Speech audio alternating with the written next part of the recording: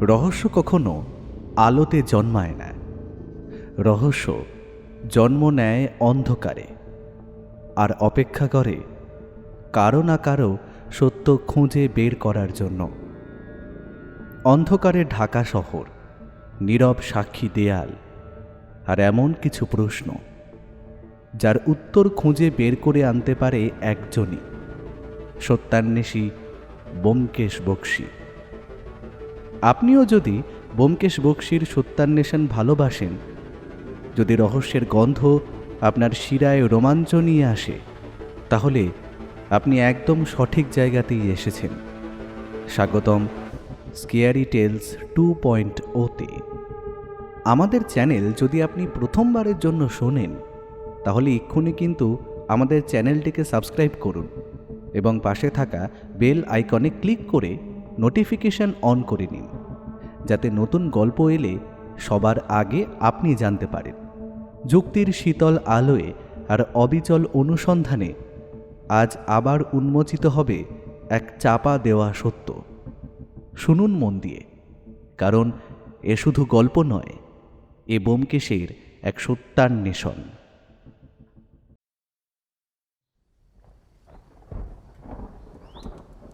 আজ সকাল থেকেই আকাশের মুখ ভার। মনে হয় এই মরশুমের প্রথম বৃষ্টিটা আজই ঝমঝমিয়ে নামবে। বৌঠান গিয়েছে তার দাদার বাড়িতে। তার দাদার শরীর অসুস্থ। সেই দাদাকে দেখতেই ও ওখানে গিয়েছে। আজ 3 দিন হলো। কবে ফিরবে জানা নেই। বাইরে মেঘের ঘনঘটা আর ঘরের ভেতর এই স্তব্ধতা যেন এক অদ্ভুত গুমোট আবহাওয়া তৈরি করেছে। তবে পুঁটিরাম বাড়িতে রয়েছে। সেই আমাদের যাবতীয় দেখাশোনা সব কিছু করছে।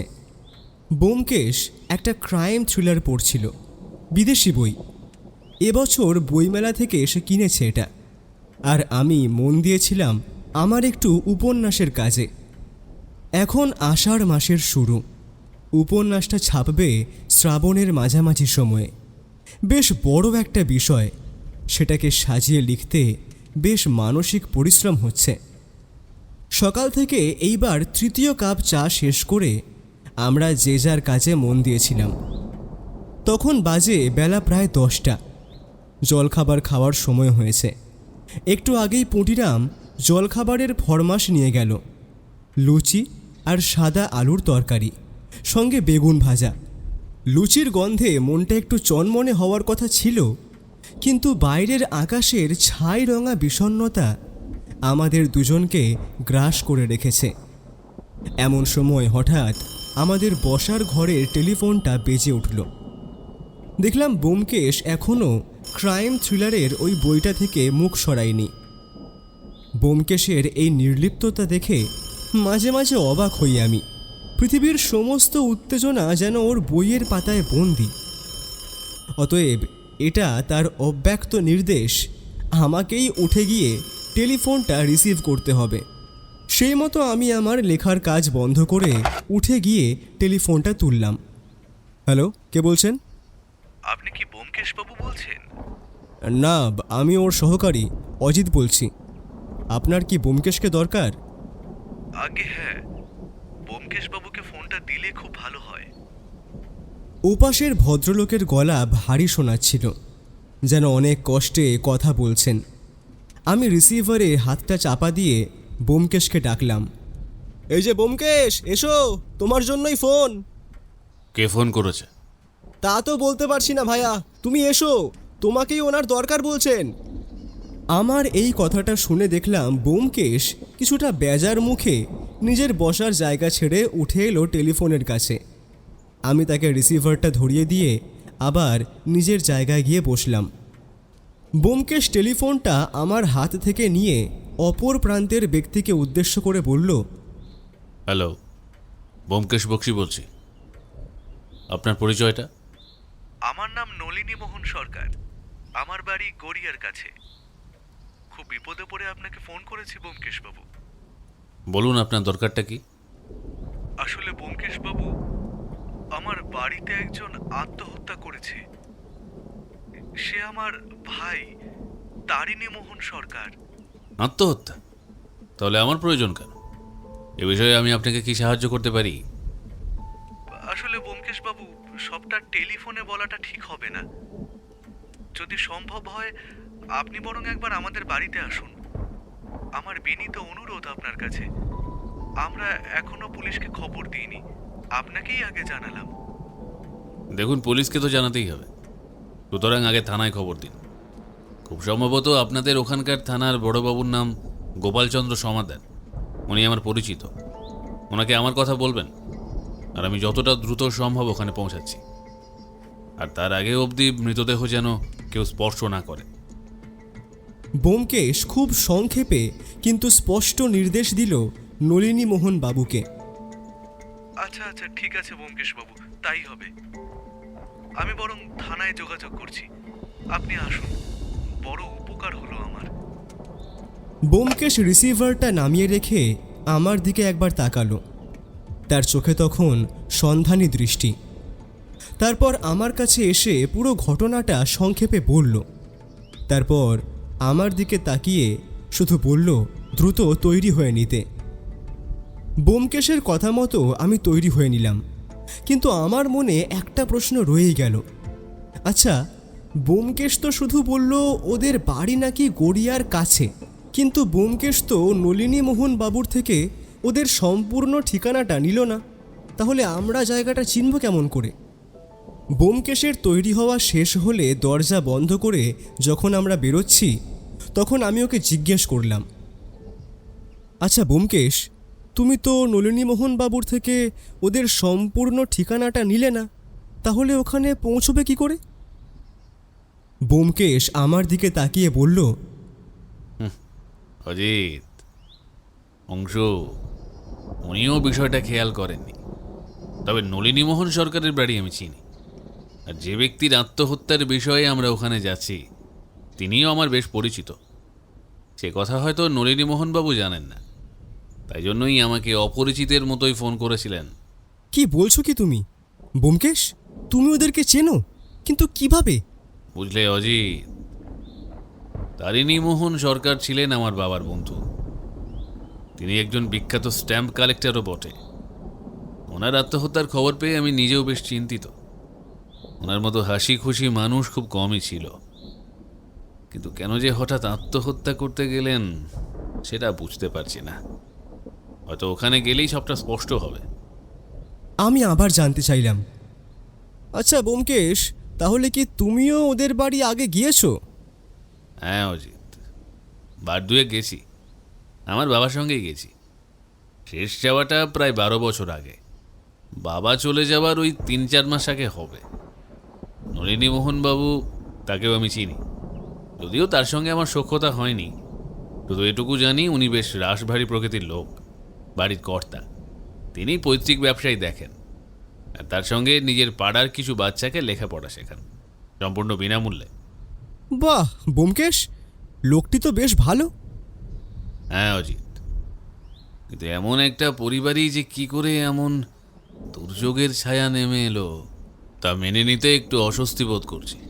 চলো এখন ওদের বাড়ি যাওয়া যাক। আশা করি ওরা ইন্সপেক্টর সমাদ্দারকে খবরও দিয়েছে, উনিও তাড়াতাড়ি এসে পৌঁছবেন। আমি আর ব্যোমকেশ হেঁটে হেঁটে বড় রাস্তা পর্যন্ত এলাম। সেখান থেকে একটা ট্যাক্সি ভাড়া করে রওনা দিলাম গড়িয়ায় নলিনী মোহন সরকারের বাড়ির উদ্দেশ্যে। জানি না কোন গভীর রহস্য ওখানে অপেক্ষা করে আছে। যদিও ভাবতে একটু অবাক লাগে, আত্মহত্যার মধ্যেও কি কি রহস্য লুকিয়ে থাকতে পারে তা সত্যি বোঝা মুশকিল।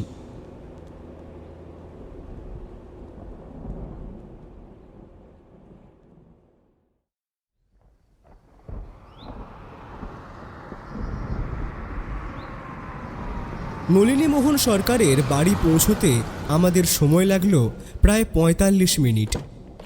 ওদের বাড়ির সামনে গিয়ে ট্যাক্সিটা থামতেই দেখলাম দুটো পুলিশের গাড়ি দাঁড়িয়ে রয়েছে। আমি ট্যাক্সির ভাড়া মেটালাম। তারপর আমি আর ব্যোমকেশ ট্যাক্সি থেকে নেমে এগিয়ে গেলাম সরকার বাড়ির দিকে। বাড়িটার নাম দেওয়া রয়েছে মধুকুঞ্জ। বেশ পুরনো বনেদি বাড়ি, দেখেই বোঝা যায়। বাড়িটার বয়স কম করে 150 বছর তো হবেই। মজবুত ভিত, বাইরে লোহার গড়াত দেওয়া দরজা, ভেতরে প্রায় 3 তলা উঁচু ও বিস্তীর্ণ লম্বা কাঠামো। আমাদের দেখে সামনে দাঁড়িয়ে থাকা একজন পুলিশ কনস্টেবল দরজাটা খুলে দিল।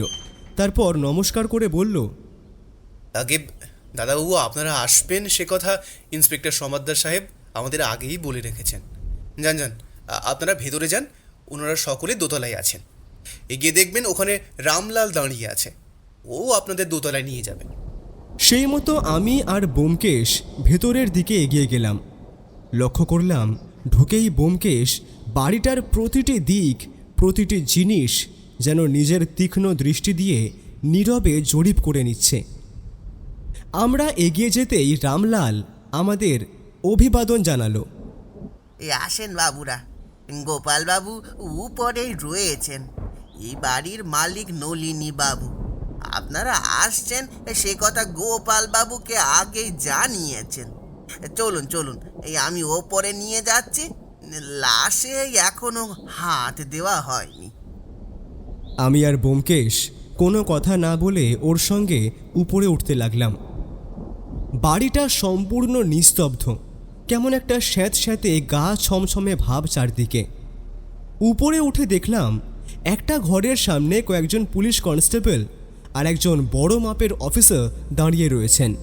এই বড় মাপের অফিসারই যে গোপালচন্দ্র সমাদ্দার তা বুঝে নিতে আমার বিশেষ অসুবিধা হলো না।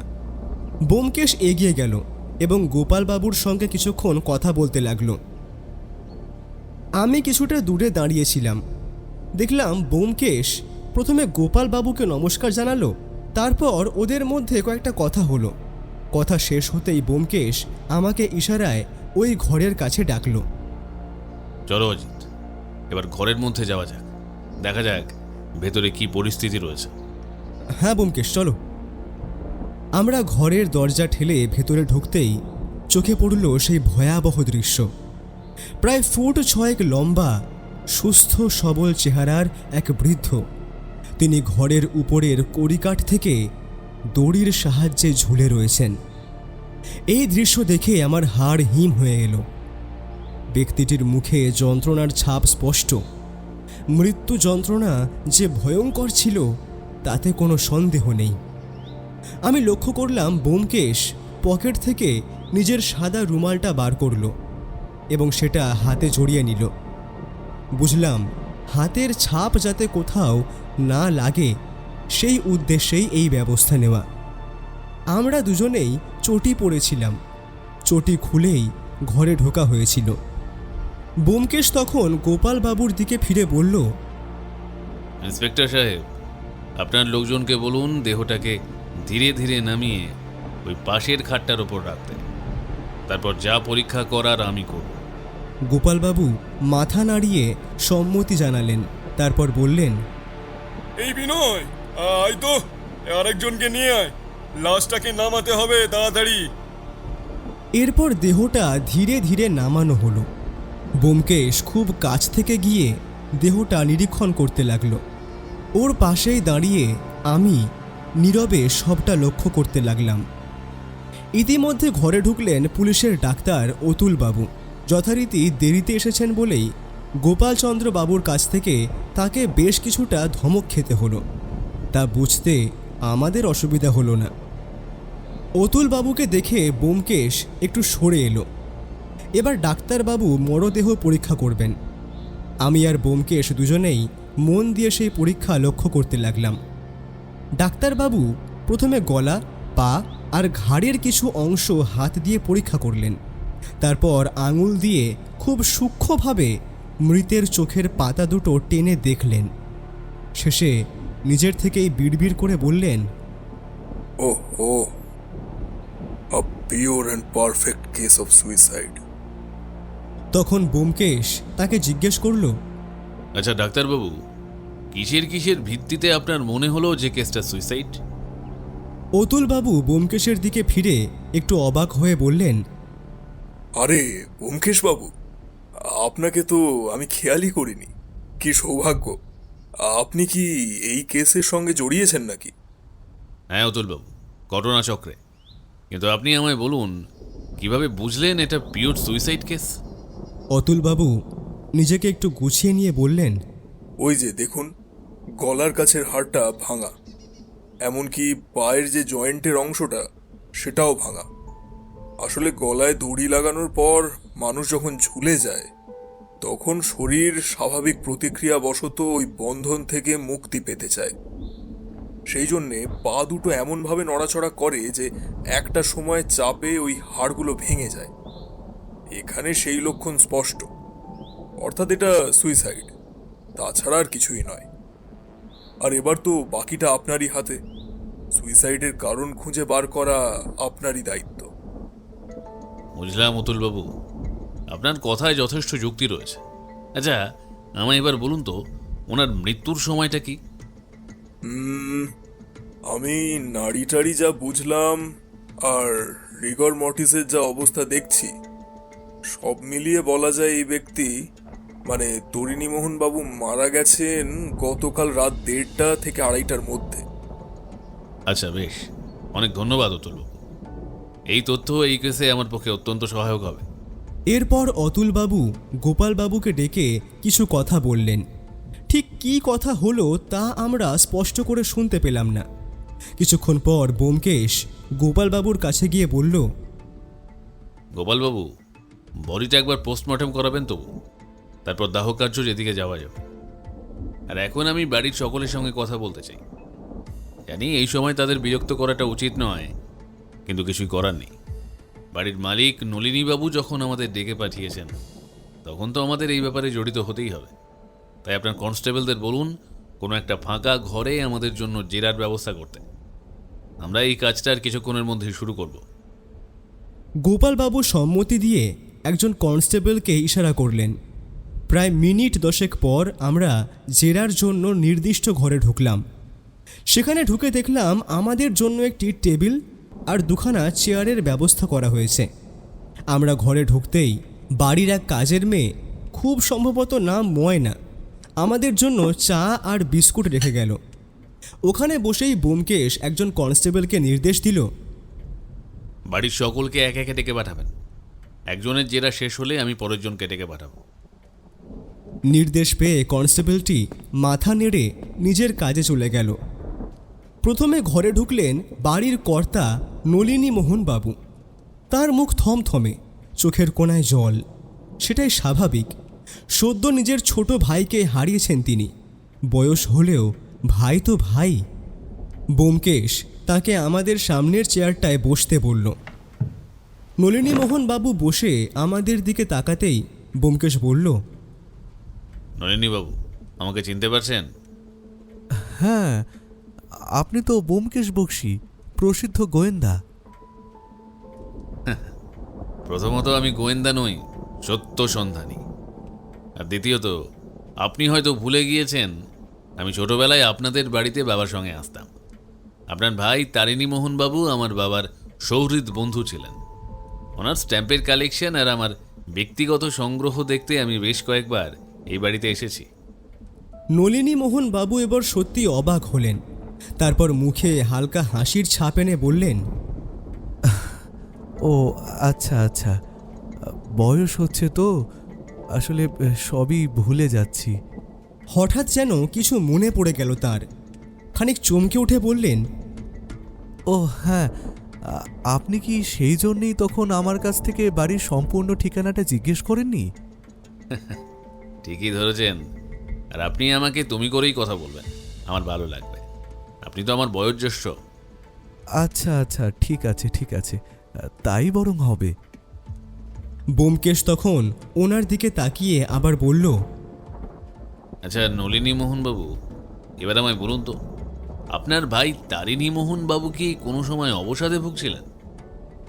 নলিনীমোহন বাবু একটু ভাবনায় পড়লেন।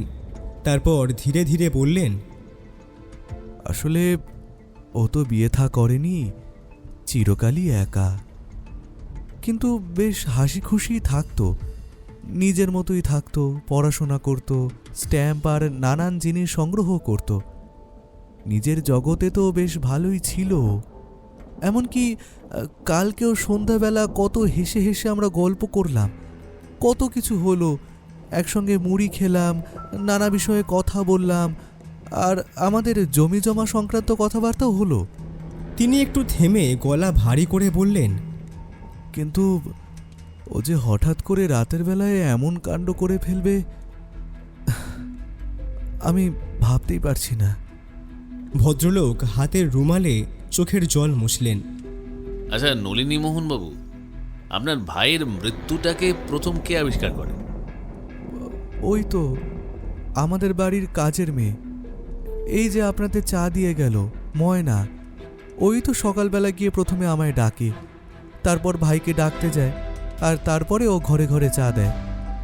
আমাকে নিজে ডেকে দেওয়ার পরও উপরে উঠে দেখে এই কাণ্ড। সে তো আর্তনাদ করে ওখানেই প্রায় মূর্ছা যায়। তারপর ধাক্কা খেয়ে নিচে নেমে এসে আমাদের সকলকে বলে। আমরা তখনই উঠে এসে দেখি এই ভয়ঙ্কর অবস্থা। আচ্ছা নলিনী মোহনবাবু, আপনার ভাইয়ের কি কোনো শত্রু ছিল, এমন কিছু আপনি জানেন?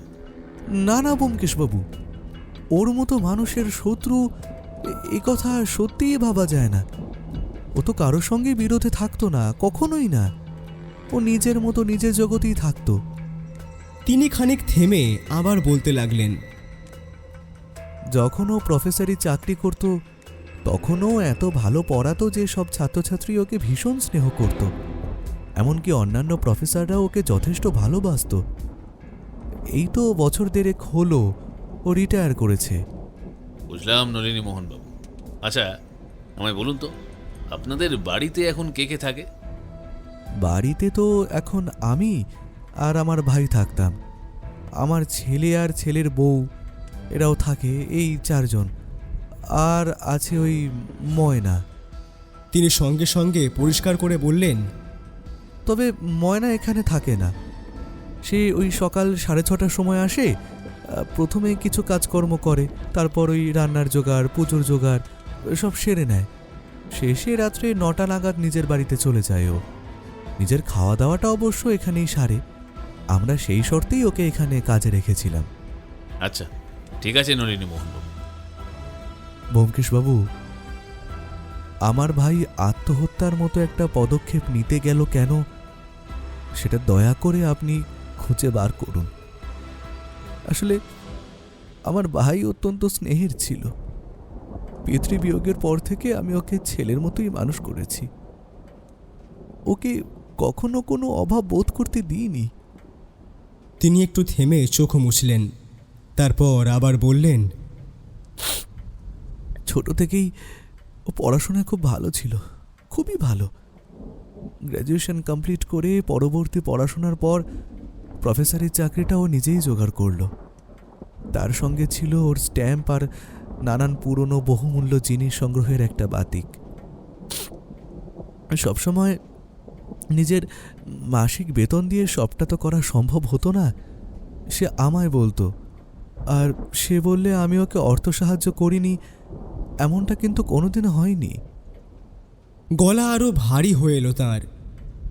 আসলে আমরা বেশ সুখী ছিলাম, কিন্তু কি থেকে যে কি হয়ে গেল আমি এখনো কিছুই বুঝতে পারছি না। আপনার মনের অবস্থাটা আমি বুঝতে পারছি নলিনী মোহনবাবু। ভাইয়ের মৃত্যুতে আপনি অত্যন্ত শোকাহত, এটাই স্বাভাবিক। দয়া করে একটু শান্ত হন, নিজেকে সামলান। এই দুঃসময়ে আপনাকে শক্ত থাকতেই হবে। একটু থেমে ব্যোমকেশ আবার বলল, আমার দিক থেকে যতটা করণীয় আমি করব।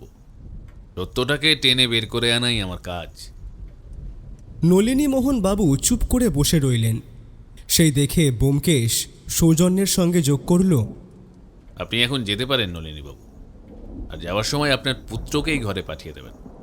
নলিনী মোহন বাবু ঘর থেকে বেরিয়ে যাওয়ার কয়েক মিনিটের মধ্যেই ঘরে প্রবেশ করলেন তার পুত্র বিনয় সরকার। প্রথম দেখাতেই আমি চমকে উঠলাম। বিনয়বাবুর মুখের সঙ্গে তার পিতার মুখের এক অদ্ভুত মিল। পিতা পুত্রের মুখে মিল থাকা স্বাভাবিক, কিন্তু এখানে যেন হুবহু কার্বন কপি।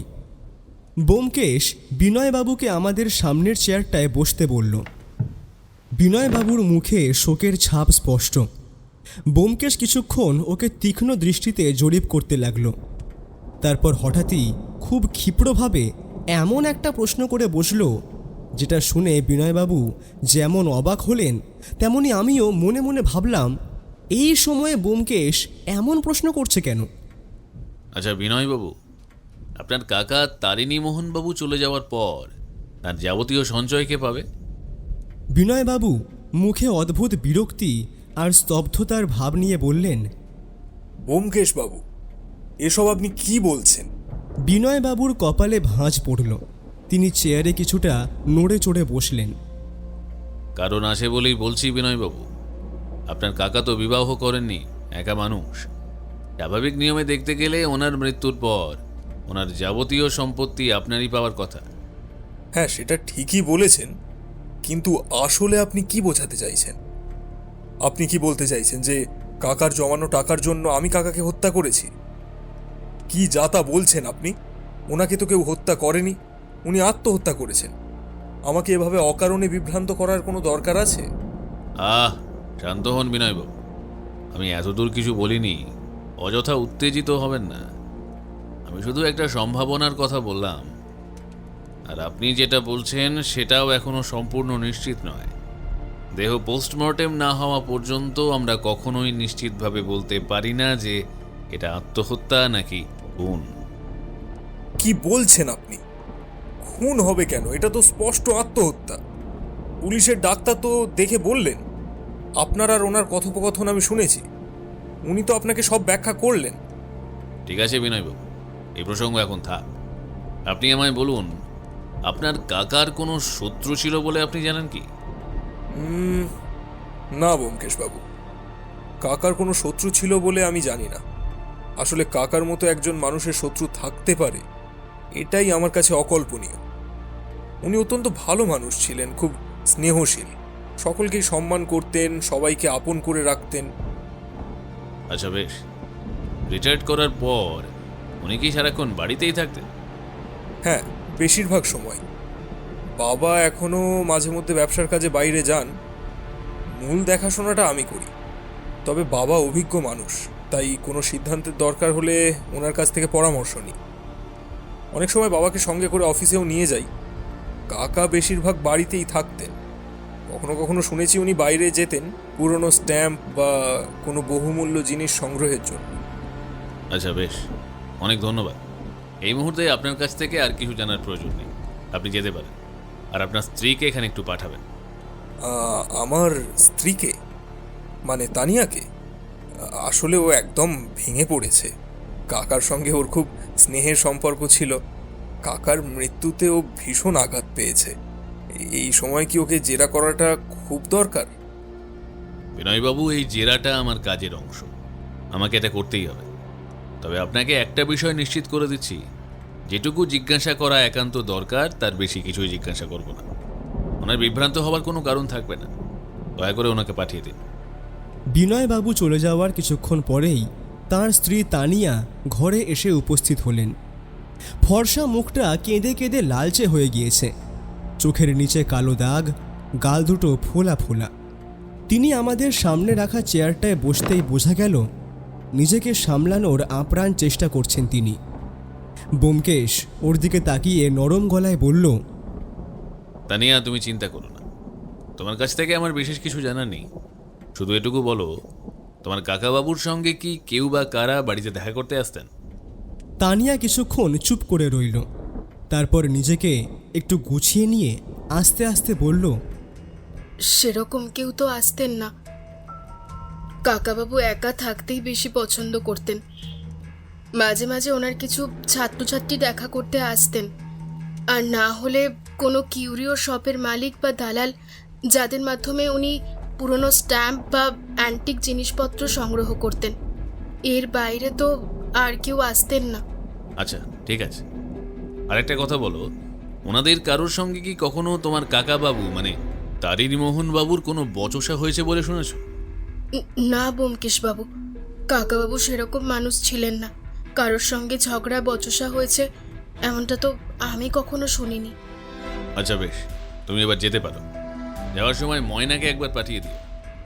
তানিয়া আঁচল দিয়ে চোখের জল মুছতে মুছতে ধীরে ধীরে ঘর থেকে বেরিয়ে গেল। ময়নার আসতে খানিক দেরি হচ্ছিল, এই মৃত্যুর খবর পেয়ে পাড়াপড়শি অনেকেই বাড়িতে এসে হাজির হয়েছেন। তাদের সকলকে চা করে খাওয়ানোর দায়িত্ব পড়েছে ময়নার ওপর। সেই কারণেই তার আসতে বিলম্ব। এই ফাঁকে আমি ব্যোমকেশকে বললাম, এই যে ব্যোমকেশ, কি বুঝছো বলো তো? আমার তো মনে হচ্ছে আমরা ভস্যে ঘি ঢালছি। একটা সাধারণ আত্মহত্যা, তার কি আদৌ এত রহস্য থাকার কথা? আমি একটু থেমে আবার বললাম, বেশিরভাগ ক্ষেত্রেই আত্মহত্যার কোনো না কোনো কারণ থাকে ঠিকই, কিন্তু অনেক সময় মানুষ মানসিক অবসাদে ভোগে। বাইরে থেকে হাসি খুশি দেখায়, অথচ ভেতরে ভেতরে একেবারে ভেঙে পড়ে সে। সেই দুর্বল মুহূর্তেই এমন সিদ্ধান্ত নিয়ে ফেলে মানুষ। এও হয়তো তেমনই কিছু। ব্যোমকেশ আমার কথার কোনো উত্তর দিল না। মনে হলো যেন সে কর্ণপাতই করল না। প্রায় 10 মিনিট কেটে গেল। তারপর দেখলাম যে মেয়েটা আমাদের ঘরে আগে চা আর বিস্কুট রেখে গিয়েছিল, সে ধীরে ধীরে ভেতরে ঢুকছে। ময়না। ব্যোমকেশ ওকে আমাদের সামনে রাখা চেয়ারটায় বসতে বলল। ময়না মুখ কাঁচুমাচু করে বসে রইল। ময়না, আমাকে বলো তো, আজ সকালেই তুমি তোমার ছোট কর্তার ঘরে গিয়ে কি দেখলে? ময়না একদম চুপ করে রইল। মনে হলো সে ব্যোমকেশকে পুলিশের লোক ভেবে ভয় পাচ্ছে। এমনটা আমরা আগেও বহুবার দেখেছি। অনেকে পুলিশের ভয়ে খুন বা আত্মহত্যার কেসে জড়িয়ে পড়তে চায় না। সম্ভবত ব্যোমকেশও বিষয়টা বুঝতে পারল। সে শান্ত গলায় বলল, ভয় পেও না ময়না, আমি পুলিশের লোক নই। তুমি আমাকে সবটা বলতে পারো, তোমার কোনো ঝামেলা হবে না, এটা আমি নিশ্চিত করে বলতে পারি। এই কথায় ময়না খানিক আশ্বস্ত হলো। সে এবার ধীরে ধীরে বলল, দেখুন বাবু, আমি আর কিচ্ছুটি জানি না। সকালে চা দিতে গিয়ে ছোট কর্তার ঘরে ডাকতে গিয়েছিলাম। দরজা খুলতেই দেখি দড়ি দিয়ে সিলিংয়ের সঙ্গে ঝুলছেন। আমার তো ভয়ে একেবারে আত্মারাম খাঁচা। ছুটে এসে নিচে সবাইকে খবর দিই। এর বেশি আমি আর কিচ্ছু জানি না বাবু। আচ্ছা, এবার বলো তো, তোমাদের বাড়ির ছোট কর্তার সঙ্গে বাইরের কেউ দেখা করতে আসতেন? বাইরের কেউ তো তেমনটা আসতেন না।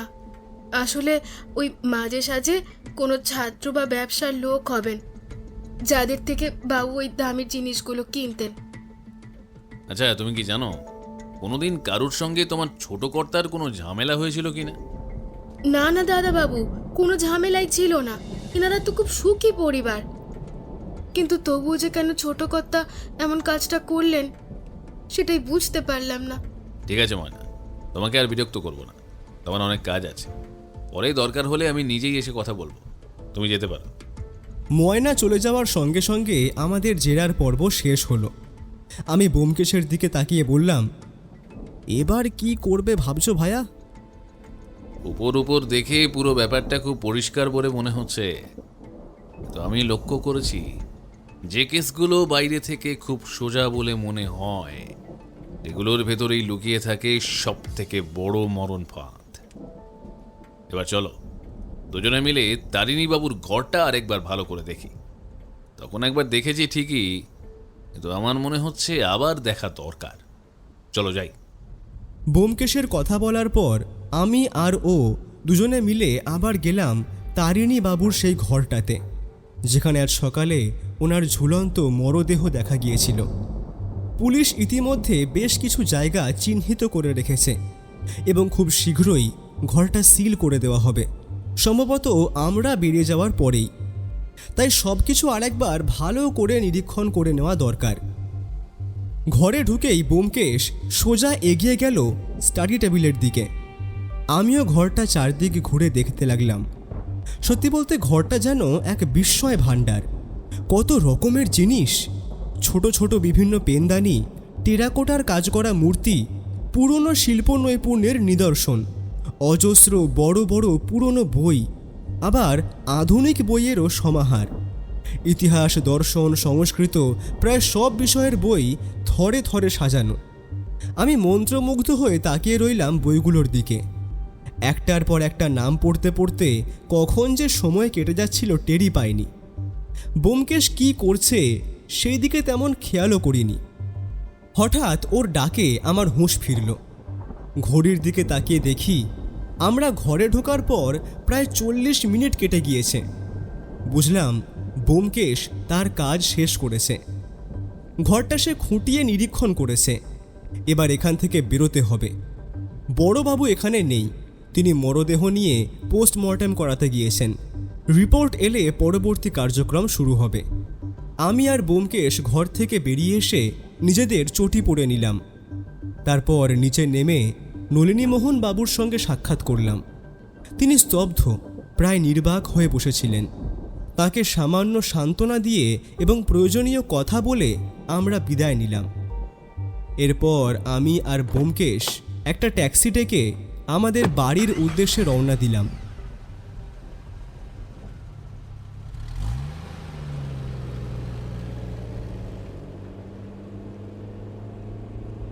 ট্যাক্সি করে ফিরতে ফিরতে আমি ব্যোমকেশকে জিজ্ঞেস করলাম, কি হে ভায়া, ব্যাপারটা কি বুঝলে?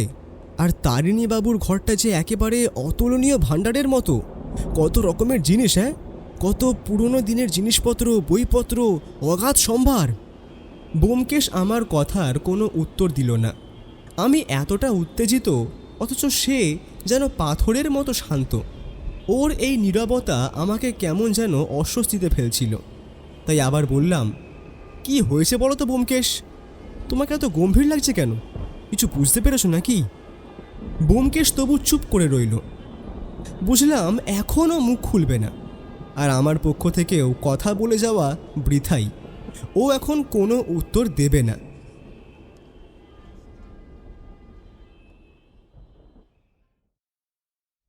বাড়ি পৌঁছে আমি স্নানঘরে ঢুকলাম। ভেতর থেকে শুনতে পেলাম ব্যোমকেশ কাকে যেন টেলিফোন করছে। কার সঙ্গে কি কথা হলো বুঝতে পারলাম না। আমি বেরিয়ে আসার পর ও স্নানে গেল। নলিনীমোহন বাবুদের বাড়ি থেকে বেরোনোর পর থেকেই সে আমার সঙ্গে একটিও কথা বলেনি। কে জানে ওর মাথায় এখন কোন রহস্যের জট পাকাচ্ছে। যদিও আমার কাছে ব্যাপারটা খুব সহজ বলেই মনে হচ্ছিল। কোনো কারণে হতাশাগ্রস্ত হয়ে তারিণীবাবু আত্মহত্যা করেছেন, এছাড়া আর কি হতে পারে। কিন্তু ব্যোমকেশের ভাবভঙ্গি দেখে মনে হচ্ছিল সে যেন অন্য কিছু ভাবছে, অথচ তার আভাসটুকুও আমাকে দিচ্ছে না। প্রায় 15 মিনিট পর সে ফিরে এলো। আমরা তখন খাওয়ার টেবিলে বসেছি। আমরা বসতেই পুঁটিরাম দুপুরের আহার সাজিয়ে দিয়ে গেল। খেতে বসে প্রথমে ব্যোমকেশ কোনো কথা বলল না। তারপর হঠাৎ যেন আমার দিকে প্রশ্ন ছুঁড়ে দিল। আচ্ছা অজিত, যদি আমি এখন তোমাকে বলি যে তারিণীবাবু আত্মহত্যা করেননি, ওনাকে খুন করা হয়েছে, তাহলে তোমার কেমন লাগবে? আমি চমকে উঠলাম। হাতে থাকা ভাতের গ্রাস থালায় পড়ে গেল। কি বলছো? খুন? কিন্তু কি করে হবে? সব প্রমাণ তো আত্মহত্যার পক্ষে যাচ্ছে। আর খুন করবেই বা কে? কেউ তো ওই ঘরে ঢোকেনি, বা কারুর সঙ্গে তো ওনার কোনো রকম শত্রুতাও ছিল না। তাহলে খুন কেন? আমি কিছু জিনিস লক্ষ্য করেছি অজিত। তুমি তখন বইপত্র দেখতে এতটাই মগ্ন ছিলে যে সূক্ষ্ম কয়েকটা ব্যাপার চোখ এড়িয়ে গেছে তোমার। আমি আবার অবাক হয়ে বললাম, কি ব্যাপার? তুমি কি দেখেছো? এরকম কিছু নয় অজিত, জাস্ট এলিমেন্টারি। আহা, বলবে তো, এত রহস্য করছো কেন? বিকেলে পোস্টমর্টেম রিপোর্টটা আসতে দাও, তারপর সব খুলে বলবো। আমার নিজেরও আরও কিছু তথ্য জানা দরকার। ব্যাপারটা আত্মহত্যা নয়, খুন। এ ব্যাপারে আমি অনেকটাই নিশ্চিত, তবে সম্পূর্ণ নিশ্চিত হতে গেলে ওই রিপোর্ট দরকার। ব্যোমকেশের কথায় আমি গভীর চিন্তায় পড়ে গেলাম। জানি এখন আর ওকে কিছু জিজ্ঞেস করলে উত্তর মিলবে না। একবার মুখ খুলে সে যেন ইতিমধ্যেই একটা বোমা ফাটিয়ে দিয়েছে। খুন? তারিণী বাবু খুন হয়েছেন? অসম্ভব। কিসের ভিত্তিতে এমন কথা বলছে ব্যোমকেশ? এখন শুধু বিকেলের পোস্টমর্টেম রিপোর্টের অপেক্ষায়। যা জানার সেখানেই জানা যাবে। খাওয়া দাওয়া সেরে নিজের উপন্যাসের কাজ করতে করতে কখন যে চোখটা লেগে গিয়েছিল বুঝতে পারিনি। হঠাৎ টেলিফোনের কর্কশ শব্দে আমার ঘুম ভাঙল। খানিক ধাতস্থ হয়ে মনে পড়ল, বিকেলে তো পোস্টমর্টেম রিপোর্ট নিয়ে বড়বাবুর ফোন করার কথা ছিল। মনে হলো সেই ফোনই বোধহয় এসেছে। তড়িঘড়ি উঠে নিজের ঘর থেকে বেরিয়ে এলাম। দেখলাম ব্যোমকেশ ফোনে কথা বলছে। এতক্ষণ পর প্রথমবার তাকে স্পষ্টভাবে দেখলাম উত্তেজিত হতে। ঠিক ঠিক, আমি এটাই আন্দাজ করেছিলাম বড়বাবু, একেবারে এটাই। উনি আত্মহত্যা করেননি। ওনার আত্মহত্যা করার কোনো কারণই ছিল না। ওনাকে স্পষ্টত খুন করা হয়েছে। এখন খুনি তাকে কিভাবে খুন করলো, কখন করলো আর কেনই বা করলো, সেই সবটা খুঁজে বের করার দায়িত্ব আমার। আশা করি পুলিশের পক্ষ থেকে আমাকে যা যা সাহায্য প্রয়োজন হবে তা পাবো। ব্যোমকেশ ফোনটা রাখতেই আমি উত্তেজিত হয়ে বললাম, কি হে ব্যোমকেশ, কি বললেন বড়বাবু? অজিত, আমি যা বলেছিলাম ঠিক তাই। গলায় দড়ির ফাঁসে ওনার মৃত্যু হয়নি, ওনাকে হত্যা করা হয়েছে, তাও আবার গলা টিপে। গলা টিপে? হ্যাঁ, গলা টিপে। গলা টিপে হত্যা করা আর গলায় দড়ি দিয়ে আত্মহত্যা করার মধ্যে খুবই মৌলিক পার্থক্য আছে। সেই পার্থক্যটা প্রথমে ডাক্তার ধরতে পারেনি, যদিও আমার সন্দেহ হয়েছিল। সেই জন্যই আমি ওনাকে জিজ্ঞেস করেছিলাম কোন কোন উপসর্গের ভিত্তিতে তিনি আত্মহত্যা বলছেন। কিন্তু ওনার তো পায়ের অস্থিও ভাঙা ছিল। হ্যাঁ অজিত, আত্মহত্যার ক্ষেত্রে যখন মানুষ ছটফট করে তখন পায়ের কিছু অস্থি ভেঙে যেতে পারে, কিন্তু এখানে পোস্টমর্টেমে দেখা গেছে সেই অস্থিগুলো ছটফটানিতে ভাঙেনি। এগুলো কোনো ভারী ধাতব বস্তু দিয়ে আঘাত করে গুঁড়ো করা হয়েছে। এ তো সাংঘাতিক। কিন্তু এমন কাজ কে করবে, আর কেনই বা করবে? তাহলে তো মনে হচ্ছে আগে খুন করে তারপরে গলায় দড়ি বেঁধে ঝুলিয়ে দেওয়া হয়েছে। ঠিক তাই। যে খুন করেছে সে অত্যন্ত ধূর্ত। খুব সম্ভবত গ্লাভস আর মোজা পরে এসেছিল, তাই হাতের বা পায়ের কোনো ছাপ পাওয়া যায়নি ওই ঘরে। তা এখন কি ভাবছো, কি করবে? পুরো ঘটনাটা আবার নতুন করে ভাবতে হবে। নলিনী মোহন বাবুর সঙ্গে কথা বলা দরকার, ওনাকে বিষয়টা জানাতে হবে। কিন্তু তার আগে একটা কথা বলো, তুমি বুঝলে কেমন করে যেটা নিছক আত্মহত্যা নয়? তুমি যখন বইয়ের মধ্যে ডুবেছিলে তখন আমি তারিণী বাবুর টেবিলে রাখা ডায়েরিটা দেখছিলাম। লক্ষ্য করলাম 14 তারিখে এন্ট্রি আছে, 13 তারিখে আছে, তার আগের দিনগুলিতেও আছে, কিন্তু 10, 11 এবং 12 এই 3 দিনের কোনো এন্ট্রি নেই। আর ভালো করে দেখে বুঝলাম ওই জায়গা থেকে কয়েকটা পাতা ছিঁড়ে নেওয়া হয়েছে। আমি ডায়েরিটা এনেছি। বলো কি, তুমি ডায়েরিটা আনলে কখন? কই, আমি তো দেখিনি। এসব হাত সাফাই অজিত, ওই ডায়েরিটা আজ রাতেই পড়তে হবে। আমার বিশ্বাস গুরুত্বপূর্ণ কিছু সূত্র ওখানেই আছে। তাহলে এখন কোথায় যাবে? অজিত, তুমি বাড়িতেই থাকো। আমি একবার গড়িয়ায় নলিনী মোহন বাবুর বাড়ি থেকে ঘুরে আসি, কিছু তথ্য জানার আছে।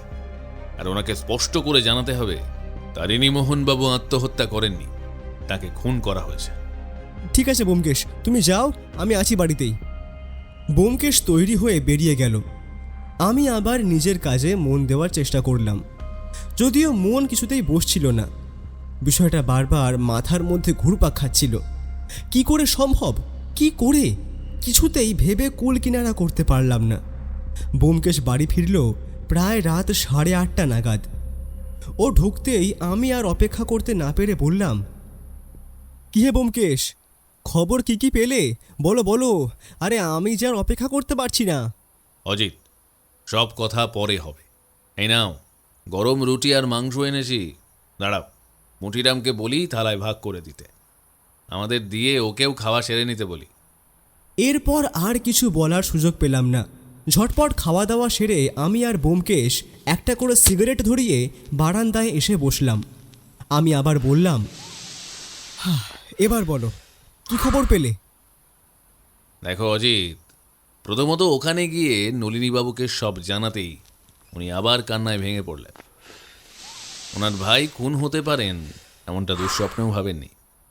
তবে আজ তিনি আমাকে আনুষ্ঠানিকভাবে তাঁর ভাইয়ের হত্যাকারীকে খুঁজে বের করার দায়িত্ব দিলেন। আমি ওনাদের কাছে জানতে চেয়েছিলাম ডায়েরির যে 3টে পাতা ছেঁড়া, অর্থাৎ 10, 11 এবং 12 তারিখ, এই 3 দিন তারিণীবাবুর সঙ্গে কারা কারা দেখা করতে এসেছিলেন। কিন্তু নলিনীবাবু স্পষ্ট করে কিছু বলতে পারলেন না। তাহলে এই তথ্য দুজন দিতে পারে, 1 ওনার বৌমা, আর 2 ওদের বাড়ির কাজের মেয়ে ময়না। কিন্তু দুর্ভাগ্য, তাদের কেউই বাড়িতে ছিল না। ময়না কাজ ছেড়ে আগেই নিজের বাড়ি ফিরে গেছে। আর বৌমা নাকি কেনাকাটা করতে বেরিয়েছেন, তাই আজ আর তথ্য পাওয়া গেল না। কাল সকালে আবার ওদের বাড়ি যাব বলে এসেছি। আমি চুপ করে রইলাম। রাতের নীরবতার মধ্যে সিগারেটের আগুনটুকু যেন লাল হয়ে জ্বলছিল, আর রহস্যটা যেন আরও গাঢ় হয়ে উঠছিল।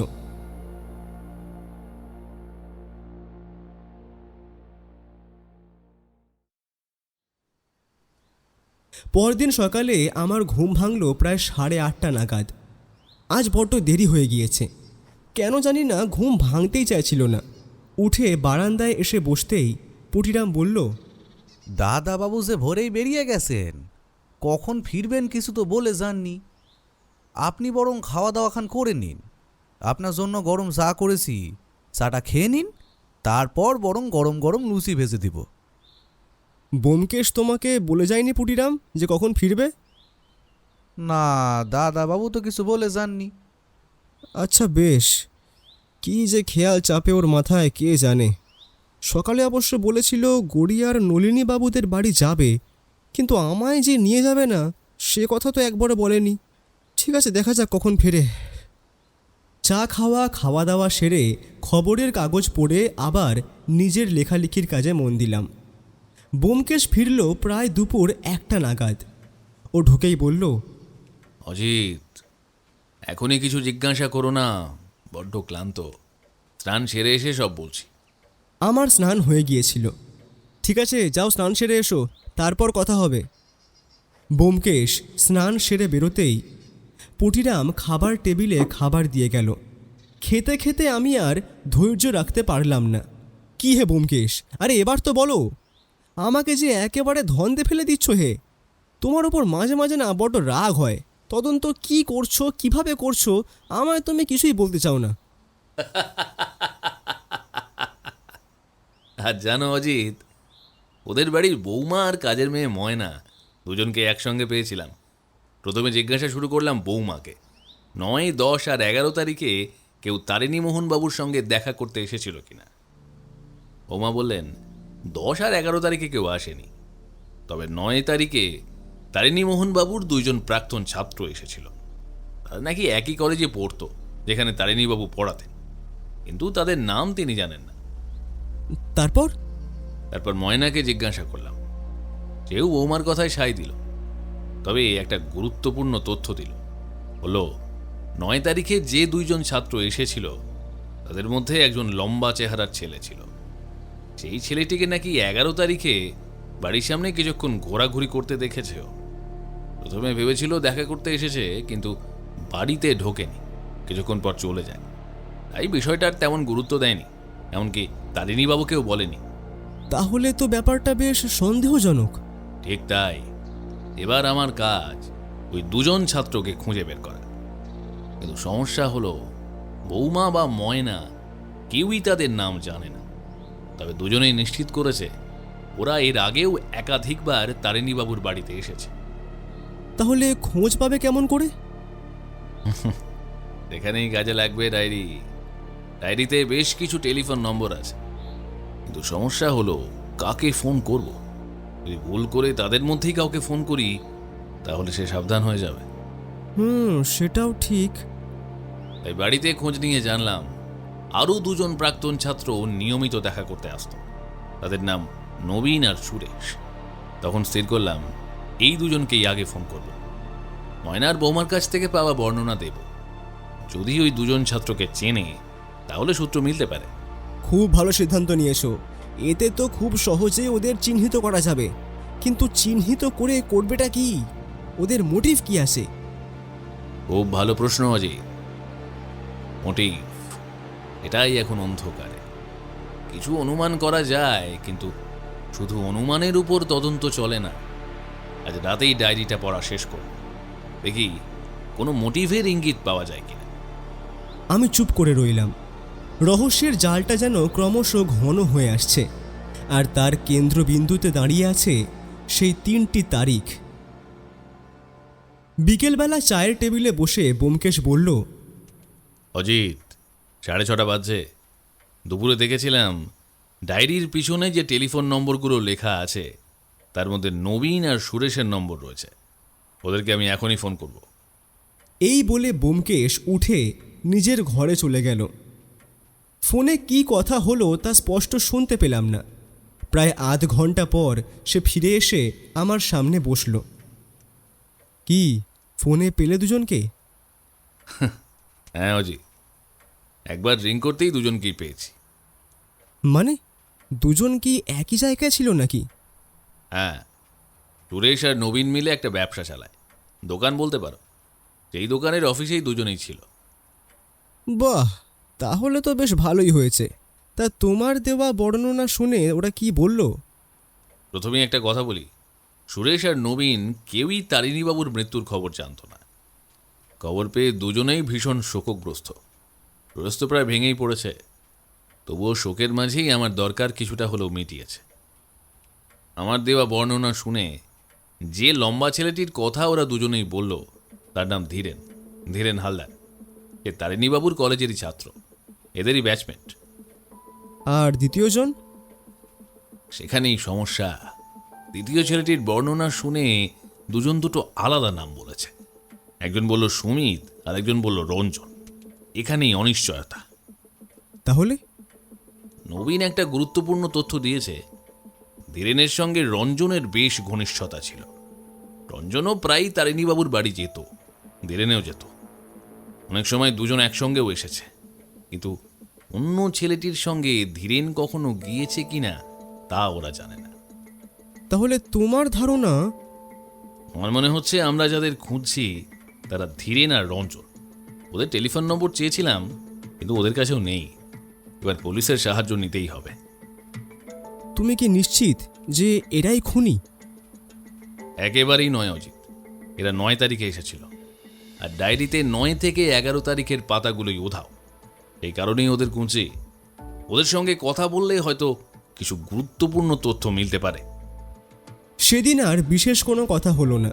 ব্যোমকেশ নিজের স্টাডিতে ঢুকে গেল ডায়েরিটা পড়বে বলে। শুধু রাতের খাবারের সময় একবার বেরোলো। তার ভ্রু কুঞ্চিত, মুখ গম্ভীর। আমার কোনো কথারই সে উত্তর দিল না। বুঝলাম নিশ্চয়ই গুরুত্বপূর্ণ কিছু পেয়েছে। আমিও আর ওকে কোনো রকম বিরক্ত করলাম না।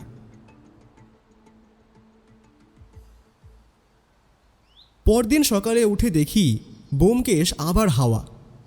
কোথায় যাচ্ছে পুটিরামকে বলেনি, কখন ফিরবে তাও নয়। এবার সত্যিই ওর ওপর আমার বড্ড রাগ হলো। কি যে করছে সেটা আমাকে জানালে কি এমন মহাভারত যে অশুদ্ধ হয়ে যাবে কে জানে, বুঝি না বাবা। ব্যোমকেশ বাড়ি ফিরল প্রায় 1:30 নাগাদ। আগের দিনের থেকেও আজ আরও দেরি। ঢুকে একটাও কথা না বলে সোজা স্নান ঘরে চলে গেল। আমি বারান্দায় বসে নিজের লেখার কাজ করতে লাগলাম। ও স্নান সেরে বেরোতেই আমি খাওয়ার টেবিলে গিয়ে বসলাম। ততক্ষণে পুটিরাম খাবার সাজিয়ে ফেলেছে। খেতে খেতে আমি আর পারলাম না চুপ থাকতে। এই ব্যোমকেশ, তুমি যদি আমাকে কোথাও সঙ্গে করে না নিয়ে যাও তাহলে কিন্তু এরপর থেকে আমাকে আর তোমার সহকারী বলে দাবি করবে না। অজিত, রাগ করলে চলে। তোমার সুনিদ্রা ভাঙতে চাইনি বলেই একা ঘুরে এলাম। আমি কোনো উত্তর দিলাম না। ব্যোমকেশ একটু গম্ভীর হয়ে বলল, যাকে যাকে, শোনো শোনো, অনেকগুলো গুরুত্বপূর্ণ তথ্য পেয়েছি। সেদিন ধীরেন আর রঞ্জনই গিয়েছিল তারিণীমোহনবাবুর বাড়িতে, এটা এখন নিশ্চিত। নিশ্চিত হলে কি করে? ধীরেন হালদার, রঞ্জন মৈত্র আর সুমিত তলাপত্র, এই 3 জনকেই পুলিশ দপ্তর থেকে ফোন করানো হয়েছিল। গোপালবাবু নিজে উপস্থিত ছিলেন। সুমিতের বাড়িতে ফোন করে জানা গেল সে 1 সেপ্টেম্বর বেঙ্গালুরে গেছে পৈতৃক ব্যবসার কাজে, অর্থাৎ সে সন্দেহের বাইরে। রঞ্জন বাড়িতে ছিল, কিন্তু সে অস্বীকার করলো যে সে তারিণীবাবুর বাড়ি গিয়েছিল। অথচ আমরা আগে থেকেই জেনে গিয়েছিলাম সে গিয়েছিল। আর ধীরেনকে ফোনে পাওয়া যায়নি। তার মা বাবার সঙ্গে কথা বলে জানা গেল 9 তারিখে রঞ্জনের সঙ্গেই সে তারিণীবাবুর বাড়ি গিয়েছিল। এমনকি সেদিন রাতে প্রায় মাঝরাত অবধি রঞ্জন ধীরেনের বাড়িতেই ছিল। এই তথ্যটা কিন্তু অত্যন্ত গুরুত্বপূর্ণ। তাহলে রঞ্জন সত্যিটা গোপন করছে কেন? সেটাই ভাবাচ্ছে। আর ধীরেনই বা কোথায়? আর মা বাবা বললেন সে নাকি পরশু রাতে বেরিয়ে গেছে, এখনো ফেরেনি। প্রায়ই এমন করে, কিন্তু এই সময়ে তার হঠাৎ উধাও হয়ে যাওয়া অত্যন্ত সন্দেহজনক। কিন্তু ফোনে তো রঞ্জন সতর্ক হয়ে গিয়েছে। হ্যাঁ, তাই সাদা পোশাকের পুলিশকে রঞ্জনের বাড়িতে নজর রাখতে বলেছি। তোকে অনুসরণ করার নির্দেশও দিয়েছি। যদি সে বা ধীরেন অপরাধী হয় তাহলে কোনো না কোনো ভুল তো নিশ্চয় করবে। কিন্তু ধীরেন যদি হঠাৎ গা ঢাকা দেয় তাহলে তো সন্দেহটা ওর দিকেই যাবে। আমিও সেটাই ভাবছি, কেন সে এমন করলো সেটাই বুঝতে পারছি না। আমি হঠাৎ মনে পড়তেই বললাম, আচ্ছা কালকে ওই ডায়েরিটা পড়ে কি পেলে? আরে হ্যাঁ, একেবারে ভুলে গিয়েছিলাম বলতে। ভুলবে নাই বা কেন, সব জায়গায় আমাকে বাদ দিয়ে গেলে এমনই হয়। ব্যোমকেশ বলতে শুরু করলো। ডায়েরিতে বেশিরভাগই নিত্যদিনের কথা, কে এসেছে, কি কিনেছেন, কোন রান্না ভালো লেগেছে, এসব। কিন্তু 6 সেপ্টেম্বরের এন্ট্রিটা খুব গুরুত্বপূর্ণ। সেদিন তিনি লিখেছেন অত্যন্ত অল্প দামে এক বিরল স্ট্যাম্প সংগ্রহ করেছেন। পৃথিবীতে নাকি মাত্র 19টি তৈরি হয়েছিল, তার কাছে রয়েছে 17 নম্বরটি। বর্তমান বাজার দর প্রায় 7 লক্ষ টাকা, অথচ তিনি সেটি কিনেছেন মাত্র 1.5 লাখে, এবং তিনি শতভাগ নিশ্চিত স্ট্যাম্পটি আসল। তাহলে কি ওই স্ট্যাম্পটাই মোটিভ? সেটাই ভাবছি। যদি তিনি কারো কাছে এই স্ট্যাম্পের কথা বলে থাকেন তাহলে সেটাই হত্যার কারণ হতে পারে। কিন্তু সেটা জানা যাবে কিভাবে? আজ সন্ধ্যায় আবারও বাড়িতে যাব। এবার তোমাকে নিয়েই যাব, রাগ করো না। খোঁজ নিতে হবে ওই দিনগুলোতে কারো কানে কোনো কথাবার্তা গেছে কিনা। দেখা যাক কি হয়।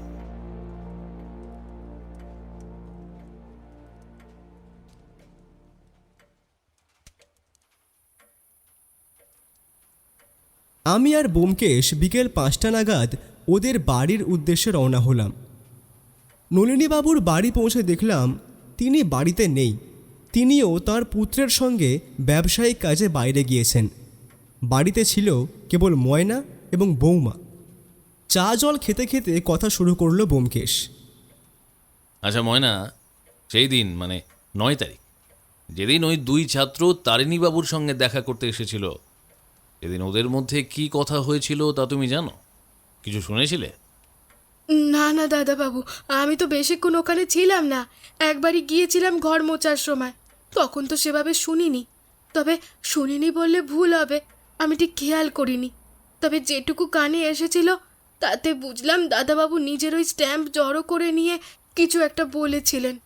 বাহ ময়না, খুব সুন্দর তথ্য দিয়েছো তুমি, অনেক ধন্যবাদ তোমাকে। আচ্ছা আরেকটা কথা বলো, সেদিন যে লম্বা মতো ছেলেটিকে বাইরে দেখেছিলে সে কি করছিল? সে প্রায় ঘন্টাখানেক বাইরে দাঁড়িয়েছিল, এদিক ওদিক ঘোরাঘুরি করছিল, মাঝে মাঝে বাড়ির ওপরের দিকে তাকাচ্ছিল। আমি ভেবেছিলাম তারিণীবাবুর সঙ্গেই বুঝি দেখা করবে, কিন্তু সে তো না করেই চলে গেল। ব্রাভো ব্রাভো ময়না, ব্রাভো, তুমি আবার একটা গুরুত্বপূর্ণ তথ্য দিলে। ময়না নিজেও ব্যোমকেশের এমন উচ্ছ্বাসে হতভম্ব হয়ে গেল। ব্যোমকেশ কি পেল তা আমি তখনও বুঝলাম না। আচ্ছা আচ্ছা, ওই ঘরটা কি পুলিশ সিল করে দিয়েছে? জানা গেল হ্যাঁ, পুলিশ ঘরটি সিল করেছে। ফলে সেদিন সেখানে আর আমাদের কিছু করার ছিল না। আমরা বাড়ি ফিরে এলাম। বাড়ি ফিরতে টেলিফোনটা বেজে উঠল। গোপালবাবুর ফোন। রঞ্জন আজ দুপুরে একবার বাড়ি থেকে বেরিয়ে বউবাজারের দিকে একটি ফ্ল্যাটে গিয়েছিল।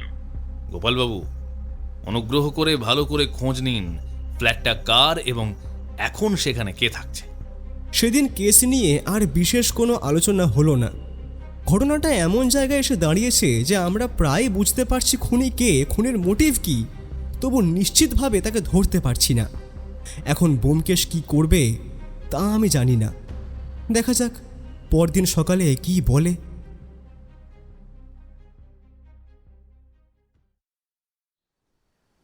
পরদিন সকালে ঘুম থেকে উঠে দেখি বসার ঘরে বসে ব্যোমকেশ চা পান করছে। আমিও পাশে গিয়ে বসলাম। তা ব্যোমকেশ, আজকে কি করবে ভাবলে?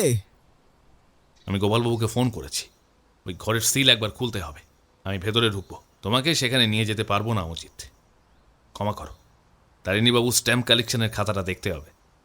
আমি বুঝলাম ওর কথাই ঠিক, তাই জোর করলাম না। আমি নিজের কাজে মন দিলাম।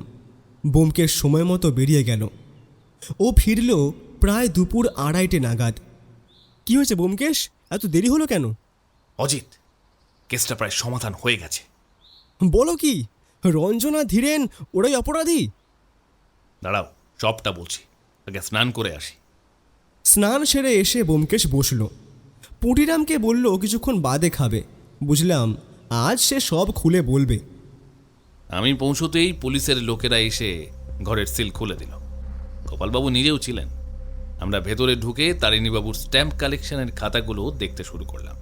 শেষ যে খাতাটিতে সংগ্রহ চলছিল তাতে দেখলাম 10 তারিখে একটি স্ট্যাম্প লাগানো রয়েছে, কিন্তু 6 সেপ্টেম্বরের যে বিরল স্ট্যাম্পটির কথা ডায়েরিতে লেখা ছিল সেই স্ট্যাম্পটি খাতা থেকে কেউ ছিঁড়ে নিয়েছে। তাহলে এখানেই স্পষ্ট হয়ে গেল খুনের মোটিভ ওই স্ট্যাম্পটাই। এবার পালা ধীরেন আর রঞ্জনকে ধরার। আমি আর গোপালবাবু থানায় গিয়ে রঞ্জনের খোঁজ শুরু করলাম। জানা গেল যে সকালে বাড়ি থেকে বেরিয়েছে। যাকে ফলো করার দায়িত্ব দিয়েছিলেন সে কোথায়? জানি না ব্যোমকেশ বাবু, সেও তো কোনো খবর দেয়নি। ঠিক তখনই থানায় ফোন এলো। যে লোকটি রঞ্জনকে অনুসরণ করছিল সে হাসপাতাল থেকে ফোন করেছে। আবার চমকে উঠলাম। সে জানালো রঞ্জন সকালে বউবাজারের সেই ফ্ল্যাটে গিয়েছিল। তাকে অনুসরণ করে সে সেখানে পৌঁছায়। রঞ্জন ভেতরে ঢোকার পর সে জানতে চায় ভিতরে কারা আছে, তাই ফ্ল্যাটের বেল টেপে, কিন্তু দরজা খুলতেই 2 যুবক বেরিয়ে আসে। তাদের একজন হঠাৎ লাঠি দিয়ে তার মাথায় আঘাত করে। সে অজ্ঞান হয়ে যায়। পরে জ্ঞান ফিরলে দেখে সে নালার ধারে পড়ে আছে। এখান থেকে হাসপাতালে গিয়ে প্রাথমিক চিকিৎসা নিয়ে ফোন করেছে। এখান থেকে বোঝা যাচ্ছে ব্যাপারটা অত্যন্ত গুরুতর। ফ্ল্যাটে 2 যুবক, একজন লম্বা আর একজন রঞ্জন, অর্থাৎ ধীরেন আর রঞ্জন দুজনেই জড়িত। তারাই তারিণীবাবুকে খুন করেছে। ব্যোমকেশ, এখন পুলিশ ফোর্স গেছে বউবাজারের সেই ফ্ল্যাটে ধীরেন এবং রঞ্জনকে গ্রেফতার করতে। সব ঠিকঠাক চললে অল্পক্ষণের মধ্যেই আমাদের কাছে খবর আসবে। আমি স্নান করব বলে গোপালবাবুকে বলে বেরিয়ে এসেছি। যা খবর আসবে তা গোপালবাবুকে ফোন করে জানাতে বলেছি। ঘরে নীরবতা নেমে এলো। আমরা অপেক্ষা করতে লাগলাম টেলিফোনের পরবর্তী রিংটির জন্য। প্রায় আধ ঘন্টা পর টেলিফোনটা এলো। ততক্ষণে আমরা খাওয়া দাওয়া সেরে দুজনে দুখানা সিগারেট ধরিয়েছি। টেলিফোন করেছিলেন স্বয়ং গোপালবাবু। বউবাজারের ফ্ল্যাটে হঠাৎ রেড করে ধরা পড়েছে শুধু রঞ্জন। ধীরেন এবারেও পলাতক। ছেলেটা অত্যন্ত ধূর্ত। সম্ভবত আঁচ করতে পেরেছিল যে পুলিশ তাদের ধাওয়া করবে, তাই আগে ভাগেই কেটে পড়েছে। তবে এটুকু সান্ত্বনা যে রঞ্জন ধরা পড়েছে। তাকে থানায় নিয়ে জেরা করা হচ্ছে। আশা করা যায় তার মুখ থেকেই ধীরেনকে ধরার সূত্র মিলবে। শহর জুড়ে পুলিশ সার্চ অপারেশনও শুরু করেছে। ধীরেন বেশিক্ষণ লুকিয়ে থাকতে পারবে না। ঠিক আছে, তাহলে আগামীকাল সকালে নলিনী বাবুদের বাড়িতেই হবে রহস্যের মূল পর্দা উন্মোচন। ততক্ষণে যদি ধীরেন ধরা পড়ে খুব ভালো হয়। আর হ্যাঁ গোপালবাবু, আপনার লোক লাগিয়ে ওই ঘরটা আরেকবার ভালো করে খুঁজে দেখুন, যদি সেই স্ট্যাম্পটা উদ্ধার করা যায়। এই বলে ব্যোমকেশ টেলিফোন রেখে দিল। তারপর আমার দিকে ফিরে হালকা হেসে বলল, অজিত, একটা পাখি ধরা পড়েছে আর একটা উড়ে গেছে। তবে ওটাকেও ঠিক সময়ে জালে তোলা যাবে। কাল সকালেই হবে রহস্যের পর্দা উন্মোচন। আচ্ছা, আমার দুখানা প্রশ্নের উত্তর দেবে। প্রথমত, রঞ্জন আর ধীরেন সেদিন রাতে তারিণী বাবুর ঘরে ঢুকলো কিভাবে? আর দ্বিতীয়ত, ধীরেন অকারণে ওই ফলো করা লোকটাকে মারতে গেল কেন? সে না মারলে তো সন্দেহ আরো কম থাকতো। Logic logic logic Ajit, logic. সব প্রশ্নের উত্তর কাল সকালে পাবে। শুধু একটা খেদ আছে, ধীরেন যদি আজই ধরা পড়তো তাহলে ভালো হতো। যদিও বেশিক্ষণ উড়ে বেড়াতে পারবে না, জালে এসে পড়বে। আচ্ছা, তুমি পুলিশকে ওই ঘরটা আবার খুঁজতে বললে কেন? তোমার কি ধারণা ওই স্ট্যাম্পটা এখনো ওখানেই আছে? হ্যাঁ, আমার ধারণা তাই। স্ট্যাম্পটা ওখানেই থাকার কথা। এরপর কেস নিয়ে আর বিশেষ কথা হলো না। সেদিন সন্ধ্যায় আমাকে বেরোতে হয়েছিল। প্রকাশনীর অফিস থেকে ফিরতে ফিরতে রাত প্রায় 9:30 বেজে গেল। পুঁটিরাম জানালো ব্যোমকেশ খাওয়া সেরে স্টাডিতে ঢুকে কী সব নিয়ে ব্যস্ত। তাই ওকে আমি আর কোনো রকম বিরক্ত করলাম না। আমিও খেয়ে তাড়াতাড়ি শুয়ে পড়লাম।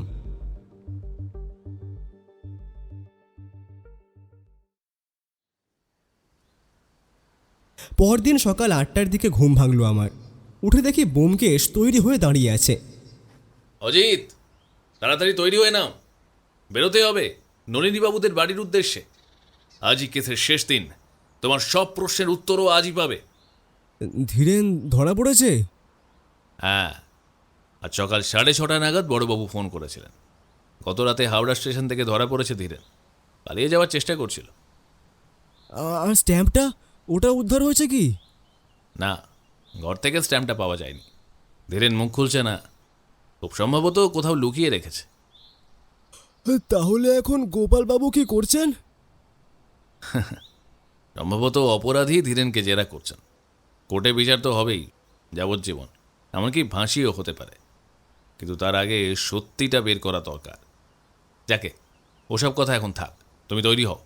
দুঃখীরামকে ট্যাক্সি আনতে বলেছি, আমরা সোজা নলিনীবাবুদের বাড়ি যাব। আজই সব রহস্যের জট খুলবে।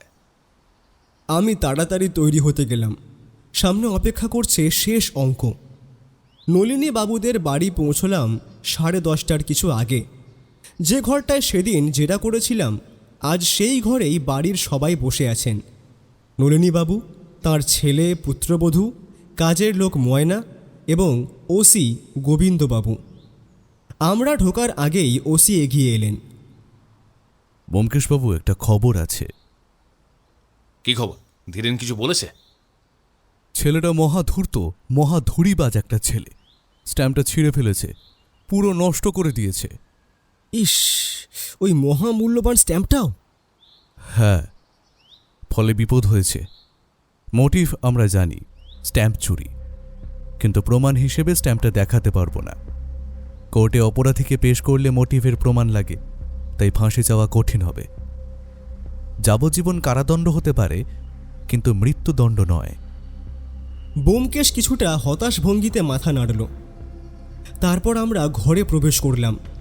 সবাই উৎকণ্ঠিত চোখে আমাদের দিকে তাকিয়ে রয়েছে। এখন নাটকের মূল পর্দা উন্মোচন। কয়েকদিন আগে এ বাড়ির ছোট কর্তা তারিণীবাবুর মৃত্যু হয়। প্রথমে আমরা সকলে আত্মহত্যা বলে সন্দেহ করেছিলাম, কিন্তু সেটি ছিল একটি অত্যন্ত নিখুঁত এবং পরিকল্পিত খুন। এখন প্রশ্ন, কে, কেন এবং কিভাবে? প্রথমে আসি কেনতে। গত 6 সেপ্টেম্বর তারিণীবাবু একটি অত্যন্ত দুর্লভ স্ট্যাম্প অল্প মূল্যে সংগ্রহ করেছিলেন।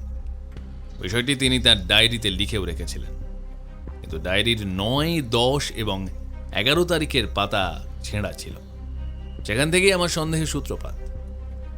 প্রথম দিনেই কি তোমার সন্দেহ হয়েছিল? না, প্রথমবার কিছু বুঝিনি, কিন্তু দ্বিতীয়বার ঘর পর্যবেক্ষণে এসে ডায়েরির ছেঁড়া পাতাগুলো দেখে মনে হলো ব্যাপারটা স্বাভাবিক নয়। আর মৃতদেহ দেখে আমার মনে হয়েছিল এটা গলায় দড়ি দিয়ে আত্মহত্যা নয়, যেন আগে থেকেই গলা চিপে খুন করা হয়েছে।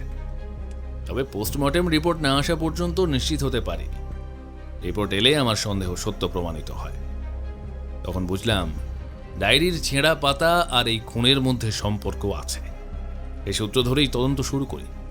তদন্তে উঠে আসে দুজনের নাম, রঞ্জন এবং ধীরেন। ওরা দুজনেই 9 সেপ্টেম্বর তারিখে দেখা করতে এসেছিল। কিন্তু ওরা ঘরে ঢুকলো কিভাবে? খুব ভালো প্রশ্ন। ময়না আমাকে জানায় 11 সেপ্টেম্বর ধীরেনকে বাড়ির আশেপাশে ঘোরাফেরা করতে দেখেছে। সম্ভবত সে জায়গা লক্ষ্য করছিল মই লাগানোর জন্য। তারিণীবাবুর ঘরের জানলায় কোনো গরাত নেই, মই লাগিয়ে সহজেই জানলা দিয়ে ঢোকা যায়। আমার ধারণা ধীরেন সেই পথেই ঢুকেছিল এবং সঙ্গে নিয়েছিল রঞ্জনকে। দুজনেই ব্যবসা করত এবং বাজারে দেনা চলছিল, অর্থাৎ টাকার প্রয়োজন ছিল। 9 তারিখে তারিণীবাবু স্ট্যাম্পের কথা তুলেছিলেন, সেখান থেকেই লোভ জন্মায়। দুজনেই গ্লাভস ও মোজা ব্যবহার করেছিল, তাই হাতের চাপ পাওয়া যায়নি। খুনের পর তারা মৃতদেহ দড়িতে ঝুলিয়ে চেয়ার উল্টে রেখে যায়, যেন আত্মহত্যা বলে মনে হয়। কিন্তু প্রমাণ নষ্ট করতে গিয়ে তারা চরম ভুল করে। ডায়েরি থেকে নিজেদের নাম লেখা পাতাগুলো ছিঁড়ে নেয়। তারা জানতো তারিণীবাবুর ডায়েরি লেখার অভ্যাস ছিল, কিন্তু স্ট্যাম্প সংগ্রহের কথাযুক্ত পাতা ছিঁড়তে তারা ভুলে যায়। 9 তারিখেই তারা স্ট্যাম্প কালেকশনের খাতা দেখে এবং এই মহামূল্যবান স্ট্যাম্প চুরি করে। ঘরে কান্নার রোল উঠল। নলিনী মোহন বাবুর চোখ ভিজে গিয়েছে। আচ্ছা, ধীরেন হঠাৎ গা ঢাকা দিল কেন? খুনের পর সে নিজের নার্ভ ধরে রাখতে পারেনি, ভয় পেয়ে গিয়েছিল। স্ট্যাম্প বিক্রি না করা পর্যন্ত সে নিরাপদ নয়, এই ভেবে বউবাজারের ফ্ল্যাটে লুকিয়েছিল। ফ্ল্যাটটি রঞ্জনের বাবা কিনেছিল। পুলিশ যখন ফ্ল্যাটে হানা দেয় তখন ধীরেন রঞ্জনকে পাহারায় রেখে নিজে স্ট্যাম্প নিয়ে পালায়। পরে পুলিশি অভিযানে রঞ্জন ধরা পড়ে এবং সব স্বীকার করে। ধীরেন পালাতে গিয়ে বুঝতে পারে পুলিশ তাকে খুঁজছে। ভয়ে সে স্ট্যাম্প ছিঁড়ে নষ্ট করে ফেলে। শেষে ধরা পড়ে সব কথা গড়গড় করে স্বীকার করেছে। এটাই ছিল তারিণীবাবুর হত্যার রহস্য। আমাদের আর এখানে কোনো কাজ নেই, আমরা এবার বিদায় নেব। আমি আর ব্যোমকেশ ঘর থেকে বেরিয়ে আসছিলাম। নিচে নামতেই উপর থেকে ডাক এলো, ব্যোমকেশ বাবু, অজিত বাবু, একটু দাঁড়ান, আমি আসছি। আমরা দাঁড়িয়ে রইলাম। কিছুক্ষণ পরে তিনি নেমে এলেন এবং আমাদের অপেক্ষা করতে বলে নিজের ঘরে গেলেন। তারপর একটি চেক হাতে নিয়ে ফিরে এলেন। আসলে আপনি আমার দাদার মৃত্যুর কিনারা করছেন। আমরা আত্মহত্যা ভেবেছিলাম, আপনিই প্রমাণ করলেন সেটা খুন। নিন, এই সাম্মানিকটা আপনার প্রাপ্য। অনুগ্রহ করে এটা গ্রহণ করুন। ব্যোমকেশ নীরবে চেকটি গ্রহণ করল। ঘরের ভারী নীরবতার মধ্যে সত্যের শেষ অধ্যায় সম্পূর্ণ হলো। আমি আর ব্যোমকেশ বাড়ি ফিরলাম। ফিরতি পথে আমাদের মধ্যে আর তেমন কোনো কথা হলো না। রাস্তায় গাড়ির শব্দ ছিল, লোকজনের ভিড় ছিল, কিন্তু আমাদের দুজনের মধ্যে যেন নীরবতার একটা দেওয়াল দাঁড়িয়েছিল। আমি মনে মনে ভাবতে লাগলাম, মানুষের মন কি অদ্ভুত জিনিস। একটা স্ট্যাম্প, তার বিনিময়ে কিছু অর্থ। সামান্য লোভ সংবরণ করতে না পেরে একজন ছাত্র তার প্রাক্তন মাস্টারমশাইকে এমন নৃশংসভাবে হত্যা করল। এও কি সম্ভব? তবু প্রশ্নটা আমার মনে থাকার কথা নয়, কারণ এই ঘটনায় তো নিজের চোখেই দেখলাম এরা পারে। লোভ মানুষের বিচার বুদ্ধিকে কি সহজেই অন্ধ করে দেয়। সম্মান, সম্পর্ক, অতীতের ঋণ সব কিছুকে মুহূর্তে তুচ্ছ করে দিতে পারে সামান্য লোভের প্রলোভন। ব্যোমকেশ তখনও চুপ, জানলার বাইরে তাকিয়ে আছে। তার মুখে কোনো ভাব প্রকাশ নেই, না সন্তোষ না হতাশা। যেন আর একটা সত্য উন্মোচিত হলো, আর সে ইতিমধ্যেই পরের অজানা রহস্যের দিকে মনস্থির করে ফেলেছে। কি জানি ব্যোমকেশের সঙ্গে এই সফরে আমাকে আর কত রকমের রহস্য, কত বিচিত্র মানুষের মন, কত অদ্ভুত কেস দেখতে হবে। পৃথিবীটা বোধহয় আমরা যতটা সহজ ভাবি ততটা সহজ নয়।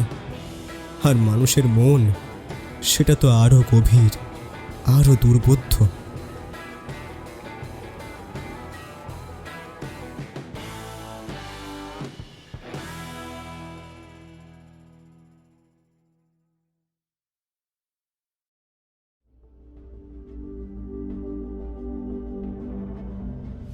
সব রহস্যের সমাধান হয় না, কিছু রহস্য বেঁচে থাকে পরবর্তী গল্পের জন্য। আজকের মতো ব্যোমকেশ বিদায় নিল, কিন্তু শহরের অন্ধকার জানে এই শেষ নয়। কারণ যেখানে রহস্য আছে সেখানে ফিরে আসবেই সত্যান্বেষী ব্যোমকেশ বক্সী। ভিডিওটি যদি আপনার ভালো লেগে থাকে তাহলে লাইক করুন, আর তার সঙ্গে হাইপ দিতে ভুলবেন না। এখনও পর্যন্ত যদি আমাদের চ্যানেলটিকে সাবস্ক্রাইব না করে থাকেন তাহলে এই রকমই আরও রহস্য রোমাঞ্চ গল্প শুনতে এক্ষুনি আমাদের চ্যানেলটি সাবস্ক্রাইব করুন, আর পাশে থাকা বেল আইকনে ক্লিক করে নোটিফিকেশন অন করে নিতে কিন্তু ভুলবেন না।